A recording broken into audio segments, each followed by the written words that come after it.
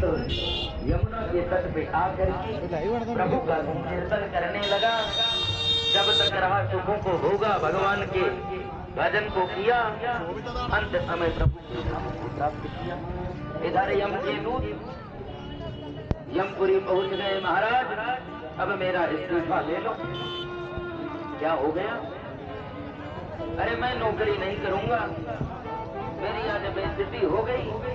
सारा वृतांत बताए। जैसे ही बताए, हरि नारायण जी दूत आए थे। यमराज महाराज